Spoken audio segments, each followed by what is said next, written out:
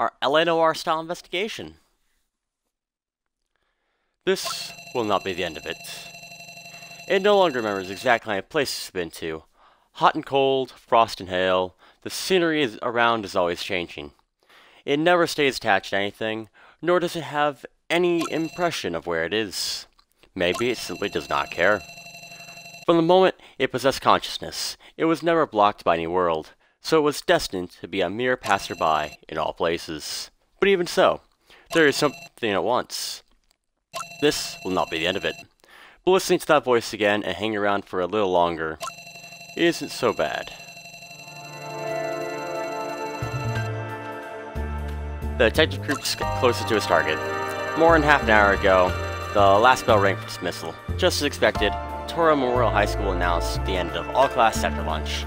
By now, there are only a handful of people on the playground who are packing up the last of their things. Although this body has caused him a mountain of trouble, it is, at the very least, inconspicuous. If he were his 20-something-year-old self, he wouldn't have been able to approach so easily. The trick isn't really much of a trick at all. As long as he acts as if he knows nothing and does everything rash, nobody will meddle with the kid. An exclusive privilege of his age. If you're too young, people will be concerned. If you're too old, you have lost the right to fool around too much. A young, tousled-haired kid will be mostly avoided. To be fair, even if they often bicker with each other, Justin doesn't much like Nico. She just not very good at showing concern, and a little too good at solving problems for her own way. But that doesn't change the fact that Nico is more adaptive at mixing the crowd. And it seems to him like the treacherous girl who once wandered the streets employs techniques as he uses breathing, which makes him wonder more and more what the girl's been through. Orphanage? The store manager mentioned that word, and Justin can't more or less guess where the story might go. But even though he's curious, the gentleman's heart won't allow the detective to go straight to Nico and ask for the truth. There is no way for the detective to stop the tragedy from unfolding, only to get it over with as quick as possible. Never mind, it's business as usual. The true extent of the damage the tennis courts can be examined up close, and the term ground collapse is confusing that it masks most of the danger. He's seen real cursive photos, and they resemble the pits made by artillery shells, mostly in the shape of a shallow bowl. The shockwave would lift up the nearby soil, and its size was determined to be by the intensity of the impact. But the trail of destruction before him is completely different. The hole in the ground is almost perfectly round. The collapsed sidewalks look like candlesticks that have been burned for a long time and melted away. Touched by an iron-hot ball being more of a description than hit by a stone that caused a pothole. The characteristics are completely different. He doesn't know if the school already sent someone to clean up the mess a little, or if the pit is in its original state. Justin can't find so much as a single piece of debris around the place. The scene is so clean it's frightening. Even though everything is made of concrete, destruction like this would never have been so orderly. What's more, there's no trace of a culprit or even just a single piece of debris. Look at the slope of nearby mountains. A landslide could have caused this, while a meteorite would have broken apart. It's no wonder the school's first reaction for rebuilding tennis courts was to conduct an investigation. In the darkness of the little fog, the scene might look like something out of a science fiction movie. He thought he was here to recover items or some clues lying around the scene, but it's a completely different story. The detective wants to assign disbelief. I should have looked around anyway. More often things like this happen, the more you have to keep your eyes and ears open. Even a person who only had one bad experience learns from that. Taking his eyes off the pit, Justin begins his examination of the surroundings. Doesn't seem to be broken. It has to come loose. The fence is intact, the wires are straight, and the dirt on Justin's fingers proves that this faithful fence has been here for a long time. A test ball is actually embedded in the fence near the side of the hill, and there are no serious signs of damage anywhere. At most, it's bended a little. The place doesn't look like it's took any damage, or as if external forces are at work here. The impact that caused the damage to the tennis court may have been an isolated incident. It may have hit very precisely, leaving the rest of the side unscathed, as if someone put up those fences around the pit after the fact. The fence is okay, and the grounds around the pit should be checked again. He pokes holes in the ground from him. The school laid down a plastic cover, about 5 centimeters thick, across the tennis court, which is pretty sturdy and might have absorbed some of the impact. Just bends down low to get his eyes in level with the ground, which is easier than I thought it would be. Nico's caught jumping up and down, must have built some muscle. Side to side, it looks like the plastic cover is bulging a little around the pothole. The ground at the edge of the pit is cracked, like dry skin.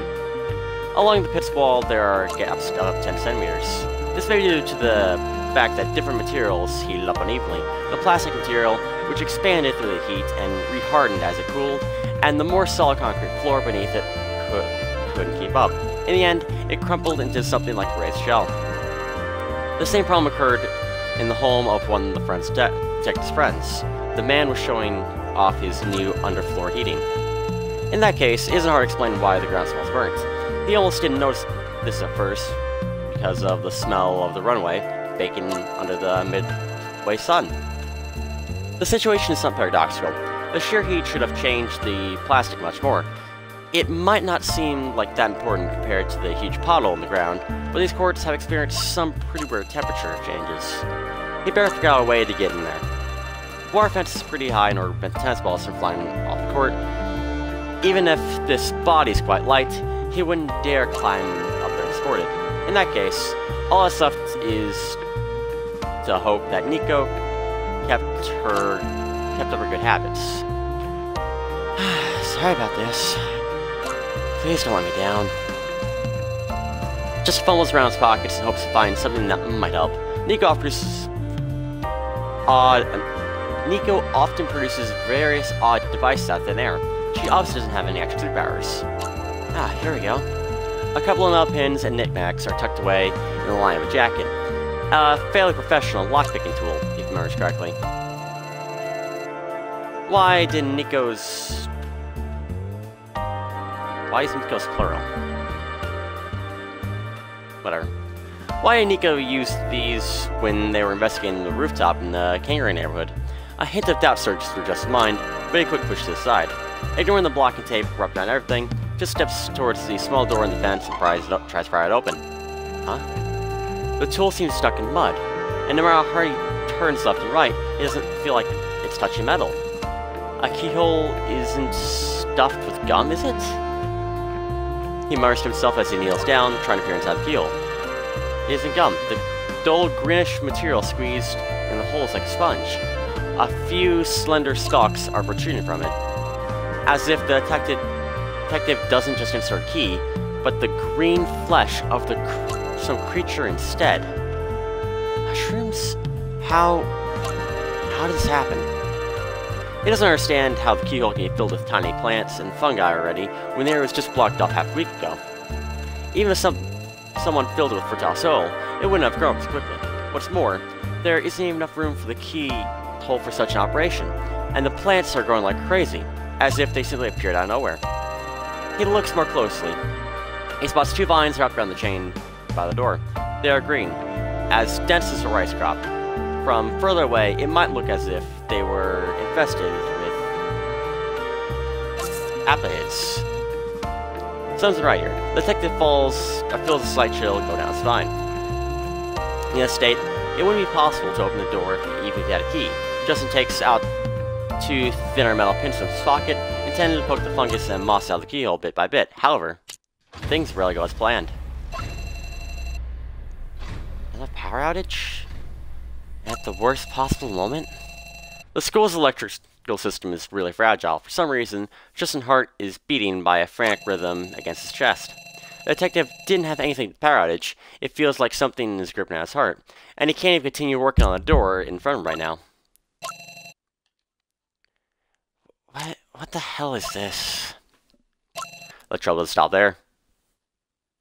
Hey, what's up, man? Huh? Unexpected voices ring out behind him. How come things never go smoothly?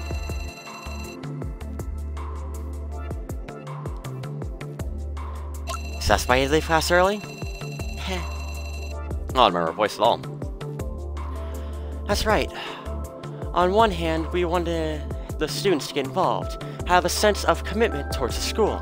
On the other hand, the event is meant for the students to participate in as well. The headmaster has always wanted to make one thing about the school very clear. It fosters talent and produces truly well-rounded people. That's a great speech. Anyway, it is rare for a student to have a chance to breathe, so they are taking this opportunity. I don't think it'd be right to get them involved in this. Oh, I have a problem with that. It's easier for us to move around to 3 people here.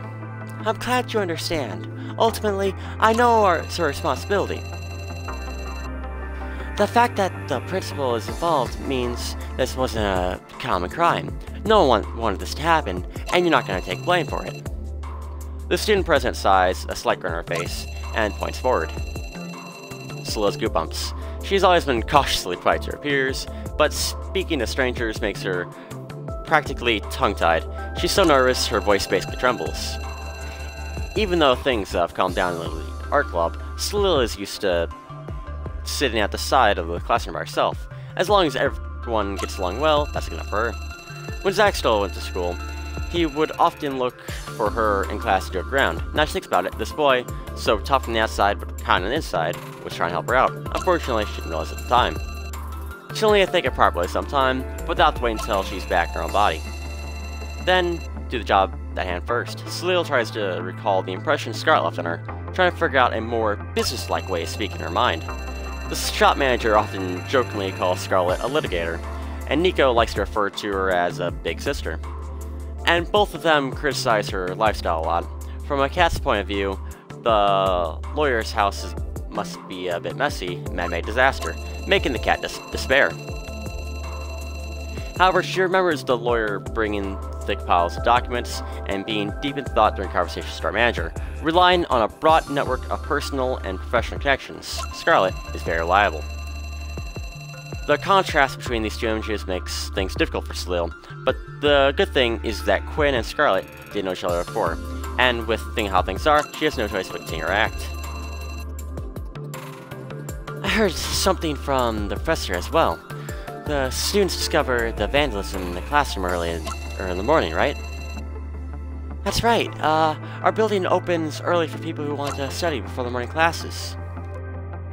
How early are we talking? 6 AM sophomore class is on this floor. Most students follow a normal routine, though. You could skip the last part of the sentence. What exactly was vandalized? Tables and chairs appear to have been destroyed at the scene. Are they still in the classroom? The tables and chairs are moved to be repaired. They're badly damaged and currently unusable. However, I haven't been in there either and don't know any further details. I would be the best to ask the class who first noticed what happened. Quinn pushes open the classroom door. The lights seem to be switched off, but the sound of frantic footsteps soon approaches. Is it the president? A small male student pokes his head on the classroom. He must have deliberately stayed late after school. Why don't you turn the light? Oh. Why don't you turn the lights? Reading in the dark isn't good for your eyes. The plug isn't pulled in the whole building. No lights is okay. But no ventilation is kind of killing me. I'm sorry, I didn't know that'd still be a problem. Hey, do you need to talk to Wong? If you didn't even know about this, maybe it's not too big of an issue. Alright, I'll go down and ask Wong what's going on. Quinn frowns, reaches her temples. Her expression doesn't change as she quickly leaves the classroom. Wong was the janitor in charge of the building. Judging by the way she reacted, Quinn must be used to dealing with practical matters such as this. When Scylla was growing up, her impression of students from schools like this one was very different. However, it's always a good idea to finish a task before you're leaving to handle another one. The boy's flamboyant appearance reminds Scylla of Zach and Justin. Even his subtle impromptu is similar to theirs. So she's always a bit careless with her work. The boy's wearing a grin. He's probably seen the seemingly calm student president make a mistake more than once. It's okay. I wish she had told you what she was asking you to stay for. No, of course. The class is on edge lately because of the whole thing. It's harder to stay focused to study. We're really glad the school asked you to help us with the investigation. The information gap makes a little bit uncomfortable, but I just pushed on. These days, students have to deal with a lot of pressure. As an adult, I would do my best to help out. Can you please explain to me what happened? There's been some talk of someone stealing something, but I don't think it's that simple. You're right. Our school's huge, but security measures have always been good. I've never heard about a thief around here before. Last Friday, I came to the school building around 6:20 a.m. to get ready for my morning studies, as usual. You must be a hard worker. I'm gonna get up early to get used to it, and the school turns the lights on for us, so it's not a problem. The sun was coming down, it was coming up, the hallway was quiet. I was making my way to the classroom when I heard footsteps. At first, I thought it was another student who came for something early in the morning studying, but I soon realized that sounds come from elsewhere. Also, it didn't sound like ordinary footsteps. What do you mean when you say not ordinary? We usually wear sneakers at school. The rubber soles are hard, so it makes a clear step when you step on the floor. He walks on the floor, making muffled thudding sound with every step. However, the footsteps I heard were softer, like a patter, and had a different frequency than if you were walking normally. If I were to take a wild guess, I'd say it sounded like a person with big feet running in circles. As if they were barefoot? Exactly. The noise is pretty loud, and I don't think you'd normally hear the sound of someone walking barefoot across the classroom. It was then I heard the sound of the desks and chairs being moved around, which was even more unusual. I was starting to get a little worried that some kind of animal had broken in, after all. We have a mountain in our backyard. That'd be a rather large animal, too. Yeah, so I decided to sneak over and open the door to see what was going on. I approached the door slowly and quietly, trying to open just a crack. After all, if there was really some vicious animals in there, I would avoid myself in danger. A wise move. I didn't get too far. The moment opened the door, a bright light suddenly exploded in the classroom, along with a very sharp scraping sound that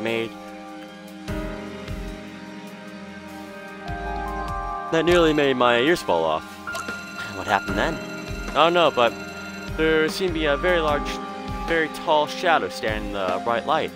But I couldn't really see much, so maybe I just imagined it. It was like a flash grenade thrown in my direction. I was so dizzy that I couldn't do anything but crouch on the floor. When I regained consciousness, the figure had vanished. Along with certain objects in the classroom? Yes. Several desks had holes in them. The trophies the class have won in competitions are missing. But there can't have been such an outcry just because some trophies are stolen. But the whole place looked so strange after the burglary. So strange? In what way? What's up? You're suddenly quiet. Sorry, I'm just a bit clueless. Play it states, as if you were about something. As much as I'd like to know the truth, there are some things that might just make things worse if I tell people who can't deal with them properly. I'm not trying to respect or underestimate your expertise, but I'm not sure school is actually getting help from the right experts. If you can't handle the situation, I'm afraid you'll... He lowers his head, looking as if an internal battle is raging in his mind. He seems to be a very cautious person of Paul's kind. Looking at his hesitant appearance, Lil almost feels like laughing. Even at a time like this, the fact you're worried about me getting involved shows that you're a responsible kid, so, thank you. She uses her gentlest tone of voice and smiles, and pats the boy on the shoulder. But don't worry, I've dealt with more than a few humans in my professional studies. I think you know what I mean when I put it like that, don't you? Have a little faith in your school. They understand the importance of prioritizing, and that's why they invited me here. At least my expertise can be put better use than your assumptions. Exposing mysteries requires expertise. They don't teach that at school. A guy is often scared off by the sound of a door. He is far better than the inherent monster that lingers in the corners and stalks people. Well, actually, it's hard to explain in so many words. I'd rather show you a photo. You said you have a there's a photo from the get-go? Did I read that right? Oh, I didn't. You just said there's a photo from the get-go. I didn't really want anyone to find out that I secretly take a picture of the scene. Even less so after they called the teachers, who warned us not to spread the news. He scans the hallway before moving his cell phone into his pocket. This came while I investigate. I guess I shouldn't hide from you anymore. There's something strange about the guy's attitude. It seems as if he doesn't trust anyone. Salil makes a mental note about this, picks up the phone to check the photo he took in secret. What? This is... Huh. A power outage. A sudden darkness engulfing everything. Before my pupils could adjust to it, the light comes on again and almost blinds me. There's a buzzing sound and it reappears the emergency generator has kicked in, re-energizing the entire building. Everything's fine. Oh. Everything's fine. There's enough reserve power to last us the entire day without worrying about the artifacts. Talk about security measures right now isn't very convincing. This should be considered a, unprecedented condition. The main clears their lock early, trying to make light situation. Because the amount of construction in the past and being so close to the mountains... Oh, never mind. Because of the amount of construction in the past and being so close to the mountains, our school's power grid has always had some issues. Like slow in time something? We're not the only school with technical problems, but it's hard to tell what exactly is going on, because there wasn't much to begin with. The whole power grid across several regions is a mess. It's a huge headache when something goes wrong. No matter how well it seems to be working downstream of where the canal was built, the issues are more or less upstream. We just have to deal with it. Sounds difficult. The wiring is even worse due to recent installations of large antennas to the local observatory that they're planning to build. They're moving a lot of equipment around. Objectively speaking, the emergency response was quick and proved that the history building is indeed able to withstand unexpected situations. If they also have a universal power supply, like, that's what it is, a universal power supply. UPS power supply. Come on. Alright. It is unlikely the surveillance would be interrupted for even a second. In spite of such tight security, someone was able to steal an artifact. It really does sound like they have to be some legendary thief. I can't help but start wonder if Dan actually hit the nail on the head there. A Turlock has gone missing from the glass case inside the room. It does take long to come to that conclusion. The perpetrator's methods were very aggressive, so it'd be hard to miss. The entire cabinet is missing at least a quarter of its glass, as if a piece of it was erased by a computer graphics software. At least the principal was very quick to act and bring investigators. The inside of the glass case is a mess. The experts brought in by the school should have rearranged it, but the fleece used for the padding isn't pressed down properly along the edges, and there are plenty of creases left from the hurried preparations.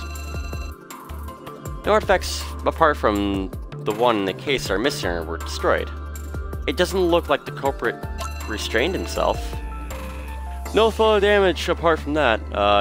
Let's just say we got lucky. If that's the case, there should be like some traces of fingerprints, right? Some checks were done overnight yesterday. There are no fingerprints. A couple things were discovered. Strange enough, they haven't figured out who left them behind. Did you say a couple things? Yes, it's all a mystery except for some hair that doesn't look like it came from a human. That possesses a bit of a problem. The sample is sent away for testing. The principal told me that you are an expert in those types of cases. Do you need to contact the investigation department to have them send back the samples? Even if they send them back, they wouldn't make it in time. Just ask them to take pictures and send them to me. I'm more curious about something else. Did the intruder mess up the air conditioning system? Yes. You see, there it is. He points at the ceiling above, where construction must have been done recently. They hadn't had time to paint it over, or even remove the ladder. We don't understand how he did it either. The building is buried in the ceiling and looks like just a central air vent. So even if they were to get rid of surveillance cameras, why would they go there? Maybe they were trying to get rid of some surveillance cameras? As a result of their actions, he had priorities repairing the system in order to protect the remaining artifacts, and put the investigation of the scene on hold. Do you know do many people know about the condition of this equipment? I was wondering if I could narrow down the suspect list. We have 2 engineers in charge of the maintenance of the equipment in this building. We need them to supervise something as simple as cleaning the equipment. Then they have master keys to the monitor room and a switchboard. And there's no way anyone else could have opened the door to the basement. But one of them is currently out of town, and the other was in a meeting with some professors who visited that night, so he could have been there. In other words, the 2 of them aren't possible suspects. Not sure. And then they were just co-workers, so we really don't know much about each other. Since we don't know what's going on in the culprit's head, at least let's see if we can find anything else at the scene. Feel free to look around, but please don't open any glass cases, you can avoid it. It might be necessary to check those too. I straighten a plastic shoe that covers my feet and step into the scene, which I check first. I approach the damaged central display case and carefully scan the trail of destruction. The entire cabinet is about the size of a dining table that contains 4 displays. A glass cabinet about 1 centimeter thick covers each of the exhibits. There aren't any gaps that could be pried open. The normal method of retrieving something would be to unlock the cabinets from below and lower the entire bottom plate. A cabinet has had an unusually solid structure, sunk deep into the surrounding carpet. It would be near impossible to lift the entire glass cover from above, and the immense weight would prevent all sorts of accidents from affecting the exhibits inside. However, all of this painstaking effort eventually went to waste. The culprit forced it open directly from in front, as if deliberately trying to humiliate whoever made such an effort. As I tap on the glass, the thick thud sounds a little aggravating. It took a little work to customize this tempered glass in the first place, but I never thought it would end up this way. Wait, did you say tempered glass? Yes, that is the price of a cover of this size, and thickness is outrageous. I touch the neat, smooth cabinet cover once again. It stretches out like a work of art with fingers. There isn't even a slight stubble or debris on the edge. Even without mentioning the price, this isn't normal. Tempered glass can't be cut again after it's been toughened, otherwise it would shatter. This is a safety measure to avoid dangerous splinters, as is the source of the self-destruct problem that has always been a headache for users. If there was a way to deliberately cut an entire ridge of glass and still keep it intact as a whole, production companies around the world would move to tears. And where the heck did part of the glass go? The glass weighs 2.5 kilograms per square meter, so the weight of such a piece would have been considerable to say the least. Stealing something and carrying around such a heavy piece of glass isn't something just anyone can pull off. The damaged cabinet doesn't give me any more information than that. I make a mental note of my conclusion, which I check next. Look around, I spot a small number of pieces of paper stuck to the cabinets and on the floor. After I take a close look, I discover that each piece has a different number on it. After each piece of paper, several circles made of chalk or a marker can be seen. The circles are as big as my head. Are these handprints? And footprints, if those really are footprints. We found quite a few of those marks, and they looked to be around between the cabinets several times. Looks like the police are investigating this morning. Or it looks like the police investigating this morning was quite efficient, saving me a lot of work. However, the only footprints left on the floor were clear and weren't able to be collect prints from the top of the glass because, well, I was going to explain that part. Although there are vague white marks around the piece, unlike normal palm prints, these have quite a few scratches on them, making it almost possible to identify the lines. It's possible that an exuberant body hair could have caused it, but at this level, only Chewbacca could have done the job. I crouch down near one of the footprints and roughly measure its length and width with both hands. That's not... The proportions are bizarre. The front and the heel are unusually broad. The space between the two is enormous, and a human couldn't have a footprint like that, and neither could an ape. And if those are its toes, it's not permanent at all.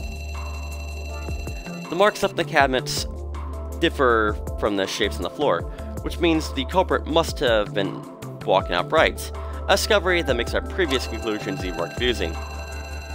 Forced to apply portions of the human body to get an estimate, I arrived at the conclusion that a culprit with huge feet would probably be over 2.5 meters tall.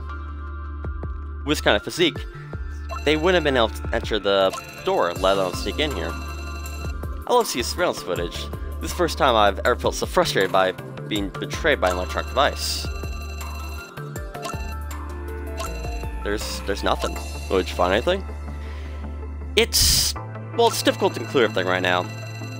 It's painfully obvious that this wasn't a common case of theft, and I'm beginning to understand why the principal is so nervous. Compared to what happened here, theft would have been civilized and orderly behavior.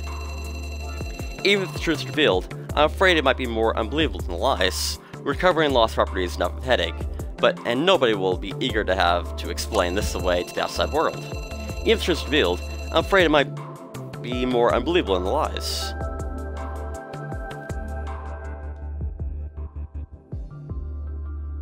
Why did that repeat? The most important item that was stolen is an ancient scroll, right? Yes, the reed competition, a very old artifact. We were planning to display it at tomorrow's event, but now we'll find our solution. Isn't it today's event? The scroll and the Meridian bronze bell, which remains in our collection in the museum, are our most prized possessions. These items hold unique historical and academic value. Unique historical value? That's not a statement made lightly. I've never seen anything like this before. The scroll holds very special records, and the pattern on the bronze bell is pretty unique. I'm not sure about these physics either, but at least half the artifacts around here are in this museum to preserve them in the best way possible. It must be quite a lot of work. For some reason, the headmaster was particularly anxious about the security concerning the bronze clock, as if it might have been stolen as well. Our preparations were delayed in order to increase security. Really? You haven't had it easy recently. Could you help me get some more information on this artifact? The man nods. When a professor donated the artifact for safekeeping, he left various records regarding the discovery of the bronze clock. I heard it's famous, and I'm sure there'll be more archaeological discoveries like that in the future. The more the merrier. You'll be able to figure out who the culprit is, won't you? I'm not cut out for this, but I have a feeling you guys know what you're doing. We could ask for help, but it won't be necessary. But it won't necessarily be enough. Expectations are clearly very high. Who knows? We'll have to see what the others find out. Oh, sorry, I didn't quite catch that. Oh, it's nothing. I'm sorry myself. Take a deep breath, try to gain my composure. Looks like I have some time. I'd appreciate it if you could wait a little longer while I check the place out. After all, in this business of ours, we have to think everything through thoroughly. It's easy to end up empty-handed, which might have repercussions later.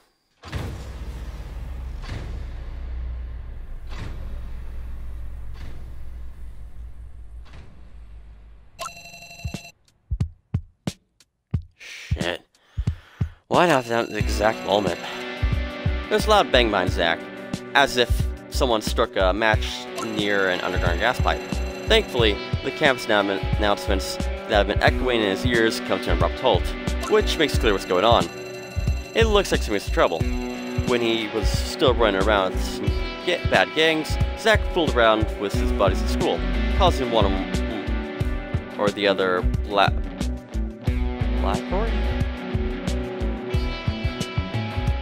Causing one or the other Blackboard, sure. And they always got away scot-free. However, the amount of damage caused by those blackouts had made everyone in uproar. He didn't expect the school to have this size. I cannot read, good god. He didn't expect a school of this size to have a massive power like this. Hopefully the equipment they're used today isn't so easily damaged by power surges. This is the school's Matter City pride. They show a backup generator. But that doesn't concern him at the moment. Dan's task is to figure out the cause of the pile of dead cats and dogs by the warehouse, and this isn't an easy task. It's because Dan is used to being a soldier, but this body has an unusually sharp and instinct for injury and destruction. He looked those bloodstains up close yesterday, and the conclusion he came to is making his heart beat like a drum. Several small animals were crushed and dragged away in the direction of the mountain. The problem is the surrounding area is too tidy. If a bear passed through, it would have been untouched as it is now, but Zack can't imagine how anything smaller than a bear could have left behind those marks on the ground. Those pixelated, blurred markings. Why even... whatever. There are no footprints on the slope, nor are there any tire marks. I'm not used to seeing tires spelled with an I. So hold on, we're spelling color with a U, but we're spelling tire with an I. What?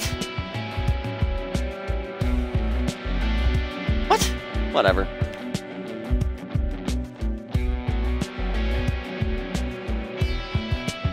The wire fence is almost intact, not cut or bent as far as the eye can see.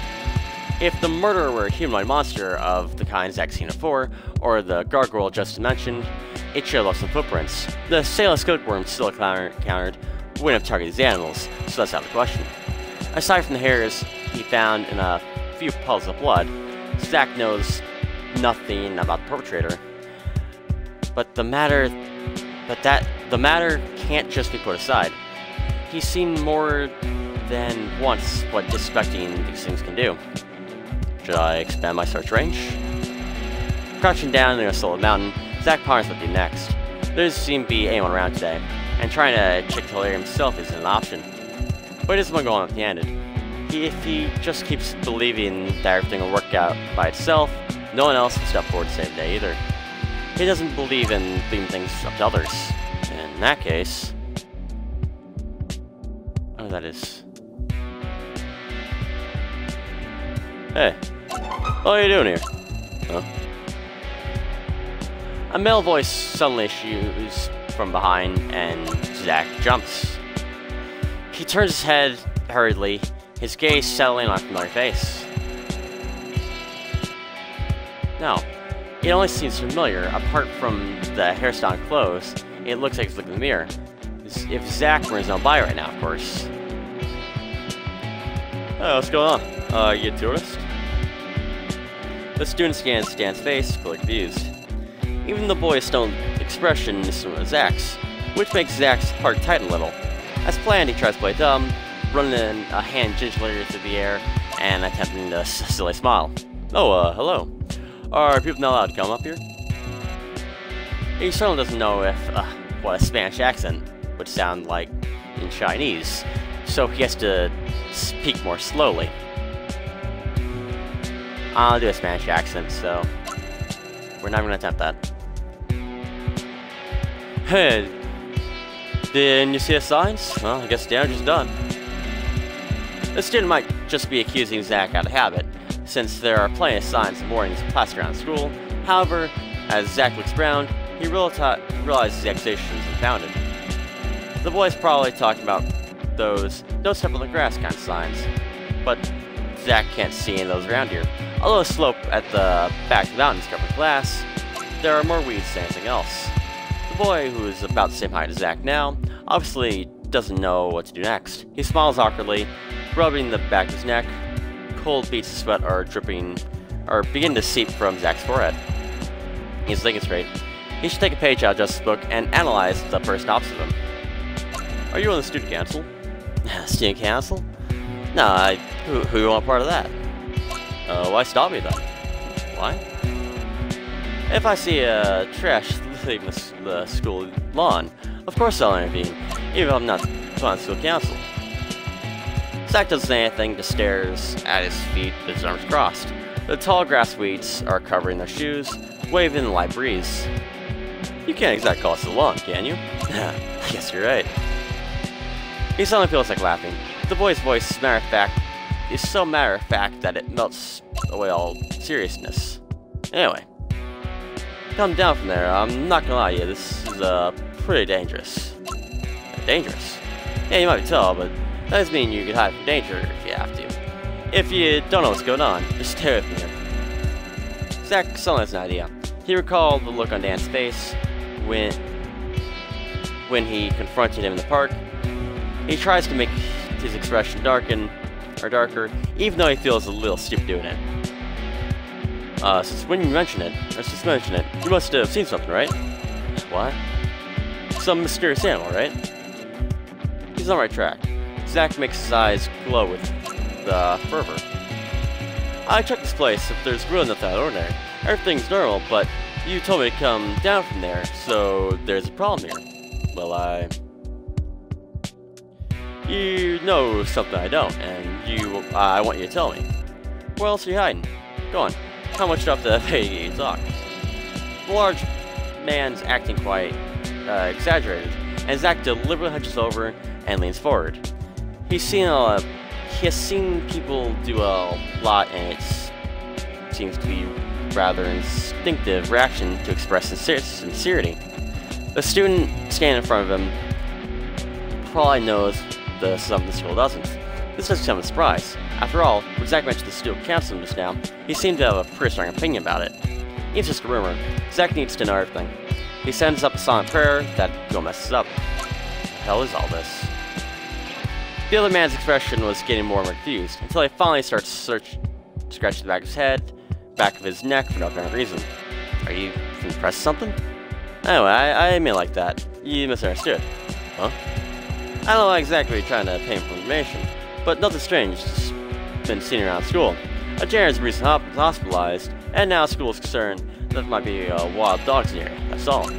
Wild dogs. That's probably something that's been heard of comments trying to make a buck off the zoo by passing false news. Don't be fooled. If there's a mountain there, there's a school of thousands. There's just a school. Thousands of people are running around here. So it wouldn't be easy for unidentified mysterious animals to be running around here. You're talking a little too fast. The student looks troubled as he frowns and chews his bottom lip. He seems to be looking for a less difficult way to explain his words to Zach. Anyway, there's nothing. What you are looking for stuff, then probably it's dangerous. Forget it. If you have any friends here at this place, please tell them not to come here anymore. I'll get it. Thanks for the reminder. The boy takes a deep breath. I'm fine. I'm leaving now. You should go back too. I can't say more than that. Even though he's already pretty far away, Zach can still hear the boy's confused muttering. Oh, dogs, he says. Of course, Zach won't take the boy's word for it. After seeing those traces at the scene, something like a ferocious wild dog has been erased from the list of possible options. The fact that he's trying to conceal something proves the existence of an object that has to be concealed. Zach's been warned about some kind of danger nearby, and found out that this student has a secret he doesn't want anyone to find out.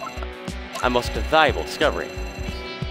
I should go back and ask the student president if she knows this guy as well. What's his name again? Quinn? There's no point continuing to stay here and looking for a needle in a haystack now that he's found a clue that might be useful. Zach squares shoulders and obediently follows the boy's advice. Oops. Leaving the small slope. Oops, it's trickier than I thought it'd be. Things are going well, and if an employee of the school finds out about this, it'll be a disaster. Justin's becoming more frustrated by the minute. He's usually only breaks through doors or picks locks if he's absolutely sure that there's no one around, and he's far less experienced than Nico. After all, private detectives do not wander streets, working in back alleys and such, and shouldn't be forced to do anything that is beyond their capabilities. But he doesn't have time to regret any of this right now. If he's found out, he won't be able to put up a fight in this body. If the operation goes south, and the store manager finds out the situation Nico's actually in, it'll put everyone on the spot. Oh, it's a janitor, okay. We give him more janitor-like voice.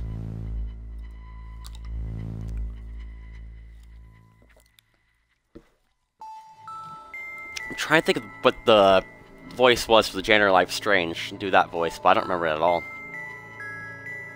I have not played that game in 5 years? Jesus. 4 or 5 years, yeah.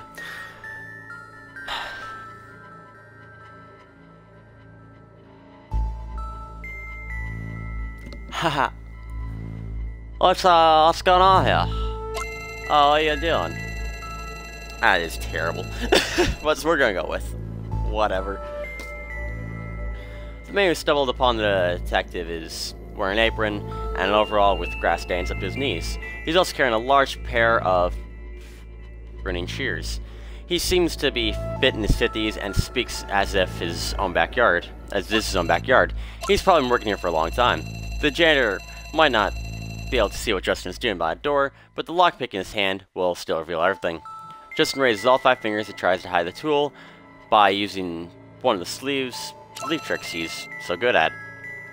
The slim metal slips out between his fingers. Perhaps he misjudged the length of his fingers, or failed to adapt the shape of his sleeve. But by the time he realizes his mistake, it's already too late. The silvery color is particularly striking on the ground, and janitor spots right away. What's this? I guess jig's up.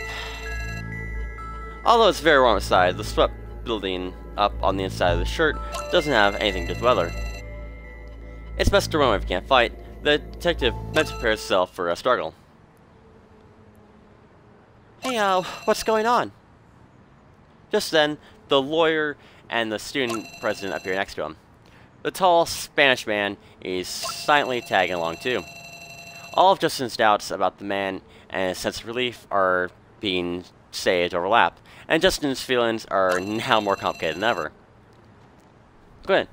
This kid's hanging out here. I don't know what exactly she's up to. The student president might come in useful, and Justin decides to use her as a shield to muddle her way through the conversation. However, before the detective can move, a pair of ardents tightens around him. You can't... Oh. You can't just run around away like that, sweetie. Mommy was so worried about you, you know? Mommy? Her acting is so overly flashy. Justin almost had a heart attack. Slilla's probably nervous too, since her arms are like metal clamps around Justin's torso. She must have underestimated the lethality of Scarlet's grip. Is that your child? Please ask her to. Wrong, it's okay.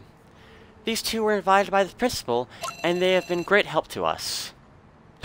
You can't always keep kids under control. Sorry. Yeah. Oh, your Chinese is really good. No need to exaggerate. I'm actually speaking in English. I don't actually know why you think I'm in Chinese, but you know, and you know, I don't mean to give you a lot of time, but yeah, there have been accidents around here. It's just dangerous. Look at the place. It just hasn't fixed up yet. We just came here to pick up our kid. So, Quinn, just go about your business somewhere else, okay? Unfortunately, I still have 2 tennis courts to clean up here, and I won't give a chance in hell to get anything tomorrow. Well, if people arrive. I understand. You're very busy.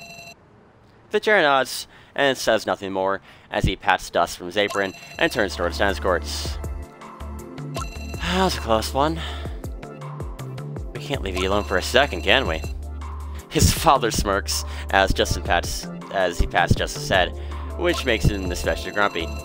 Cut the crap. I didn't think anyone's around with eagle eyes around here to spot me so quickly.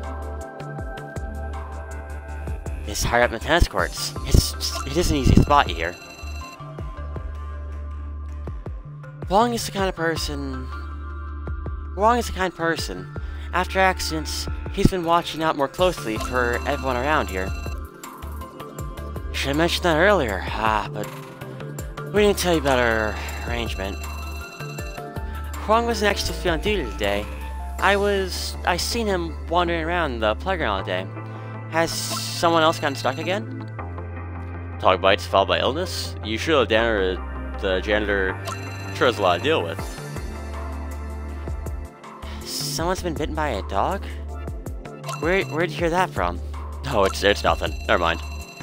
Basically, several of the janitors who were responsible for cleaning up that pothole began to feel very sick. They caught a fever and then have taken some time off to get better. It can't be easy for you when a school festival's coming along and bad things keep happening. If a wild dog ends up hurting someone, things are gonna get really pissy around here. I should go and find out more. Are you sure that's it? Hey, if you found something, just say so. You don't need to hide it. Sherman, do you know a male student who's tall, solidly built, with short hair, fierce look in his eyes, wearing a good pair of sneakers? That description fit about 400 people here. Alright. He's on good terms with student council. That should ring a bell, shouldn't it, Chairman? You can stop. You can stop calling me Chairman. That would be Liam, an athlete extraordinaire. He's always been on the outs with us, but he's extremely good-natured. Oh, how come? You don't seem to like the guy. It's a long story, and even if he knows I'm helping you, he wouldn't lie intentionally, so you can be sure of that. Oh, okay, that's pretty interesting. Oh, sounds like I made a new friend. I just heard something interesting, and it sounds like, manager, you're here too. I'll say, you rushed over to meet up with us as if we were one big happy family. I mean, aren't we? We are, aren't we? Don't remind me. I've been looking taller for you. Looks like my last one. Count your blessings. We're all quicker than I thought. Is that a good thing? It's both good and bad. I was just asking around to find some news, but couldn't really find anything. Same here, honestly. If you guys take a few more minutes to get over here, we might have had something to worry about any more of this. Wait, am I the only one who found any decent information? There's the proof. You can't even deny that. Just you wait. I know where you're going with this. I don't want to sound quite harsh, but the school festival starts tomorrow. Will you be able to make it in time with what you discovered so far? That will be pretty hard to pull off. We'll have to analyze the information we found. We have a much better chance if we had another week. It's a shame we won't have the extra week. I know this is difficult to everyone. After all, the principal didn't contact you until last week. I'm not sure how much more time I'd be able to spare. There's no one to look sad, Quinn. At least, it isn't time to give up yet. Manager, isn't it the best idea to give people unfounded hope? One of our man of empty promises. If all goes well, not only will we be able to avoid any more situations like this, but we'll also be able to get back what was stolen by tomorrow. Really? You must have found something good. I'll share more news with you when we get back. I still have something to discuss with more person.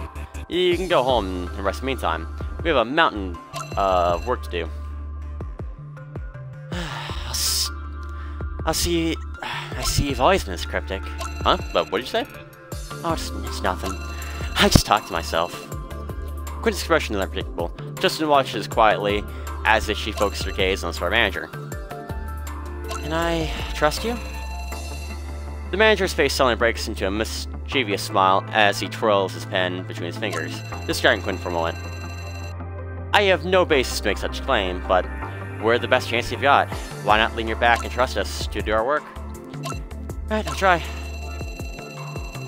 Not knowing exactly what the store manager's up to, the detective tries to read into the atmosphere. This is one of those moments where he has to cover for him. Okay, go, I'm hungry. Just waves hand and heads off in the direction of the school gates. Hey, don't tell me you can't stop thinking about it either. You two. Can't you just be serious this once? The three of them bicker and head towards the gates. The student president following them silently. The detective never understood what on earth she meant by the last part of her sentence.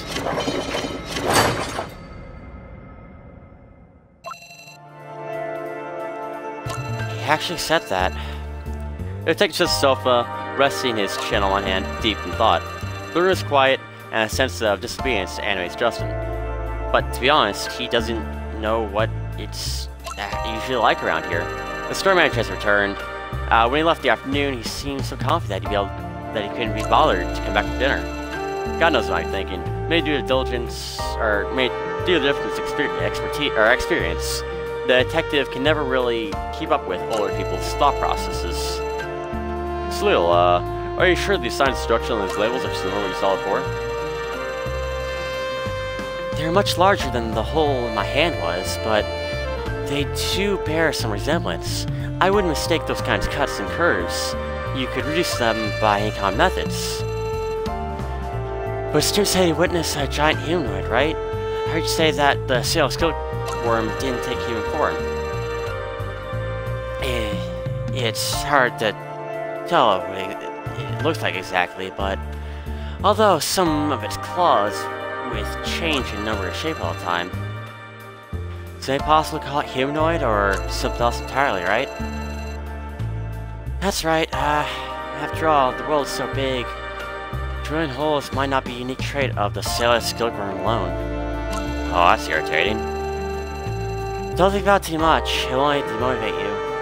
I admire that there's a possibility that a sailor skillworm is at work, but we can't take anything lightly. I don't think it's surprising that so much effort is sent us here, but it would sure be a lot of work if someone were to just pull a prank on us. Sailor skillworm or not, I don't want to meet anything on danger ever again. Tell you what, let's go talk to that kid Yasmin. You think she'll tell us anything? Yeah, why don't you go get her? I should have known you'd say that. Just didn't realize just how silly this question was. Of course you go get Yasmin, but the little girl obviously knows nothing about their shenanigans yesterday. On the way back and forth to school, Justin put Yasmin to the test, and coming along with conclusion. On her circumstances, she's just an ordinary young child. Nothing unordinary about her except her outstanding singing voice. In other words, even if they wanted to find the guy who spoke to them through the little girl's mouth, it wouldn't be a one-way street, Unless the other party takes the initiative to contact them, they cannot do anything. Knowing that all you do is count his brain, Justin starts to pace up and down by the sofa. We'll be able to do it on our own. The store manager is smart, and it'll make a huge difference if we can't use those books in his collection. I was able to survive the attack of the silkworm thanks to the chronicles of the Crane Temple and ancient prescriptions. We repaired the room and the seals in advance, but because we had that kind of knowledge before. In my case, it's sheer vigilance. If I'd prepared, I would have thought of stabbing the monster. Knowledge is power. Even more so when it comes to finding the unknown. What to do and what not to do. Every information is precious. I owe you guys my life to you guys. Wait, those folks aren't store managers, are they? If you think about it, a 30-something-year-old can't gather that much information on his own, no matter how smart he is. The conversation has suddenly taken a very realistic turn. So what happened tomorrow? It's understandable that we aren't able to follow each other today, but we'll be there tomorrow. I'm sure it's a little advance notice helps, right? That guy is possessed. He won't tell us anything, he just runs off on his own. God knows. It feels like he's barely even talking. The only thing that we can even be sure of is that there's something unusual going on here. Nico looked as if she saw a ghost when she saw Yasmin at the factory. There's definitely a story behind that kid. I'm still worried that we'll be... Still expression goes stiff, as if she's marrying something. That doesn't take the detective by surprise. After all, of the 3 new recruits, she has dealt with the most difficult supernatural situations. If it's just a scary-looking monster, he was capable with adapting to the situation. But when it comes to unnamed, vicious time snatchers, it's not as simple. Anyway, there's no way to prepare a location like that before. We should put that aside for now. Well, we can't sell with common sense. Let's go to the point. I'd like to discuss what we'll do tomorrow before the store manager arrives. Justin gathers everyone in a circle. We'll hash the details out later. Alright, And that's the end of the investigation. Alright.